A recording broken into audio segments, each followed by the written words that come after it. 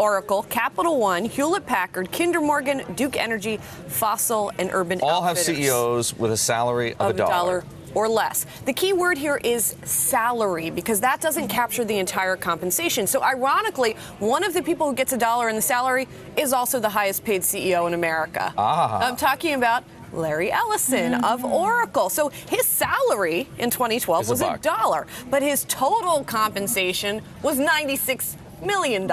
Small difference. So we did a little bit better because you have things like stock options and other types of benefits, including, for example, flights on private jets that are counted as compensation. Another one in technology, Meg Whitman, the HP CEO. 2011, her salary was $1, but her total compensation was $15 million. And then you have similar situations with, say, Richard Fairbank, who's the CEO of Capital One, and Duke Energy CEO Jim Rogers, again, who get $1 in salary, but the total comp is much higher. So it's interesting here. Lee Iacocca, by the way, was the guy who sort of popularized this in 1978 when he took over Chrysler because he was doing a turnaround effort. So he said, I'm just going to take $1. Well, Vikram Panda did the same thing at Citigroup. But that didn't work out so well. Didn't work out so well in the end, and that's one of the problems, right? You get $1 a year for maybe 2 or 3 years, and then you want a bigger salary, and the shareholders might not be so happy about that. But there are actually CEOs you found that are really $1.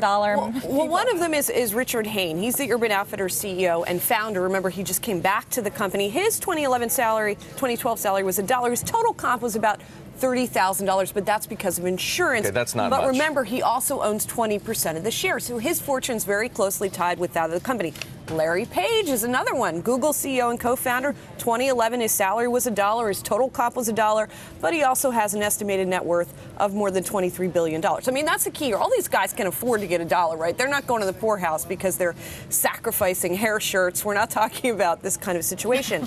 Rich Kinder is the Kinder Morgan CEO. His real salary and total compensation is $1. He also owns 23%. His name is on the shares. company. Exactly. The interesting one, the really interesting one to me here is Costa Kartsotis, who is the CEO of Fossil. He has taken nothing in compensation since 2008. Nothing. Not even $1 symbolically. Well, he's an early investor of the company. He owns about 11% of the shares. The sales, by the way, have risen every year since 1991, except for 2009. So he's obviously pretty motivated to make the company keep earning money and the shares continuing to rise. He also, by the way, has done salary freezes periodically in the history of the company. So what's good for the goose is good for the gander, so to speak. He also sort of enforces this kind of work ethic across the company. But it does make the CEO's pay more closely tied to the share performance. Right, there's an alignment there, and some corporate governance activists like that kind of thing. Sure. They probably don't like it if it all amounts to $100 million,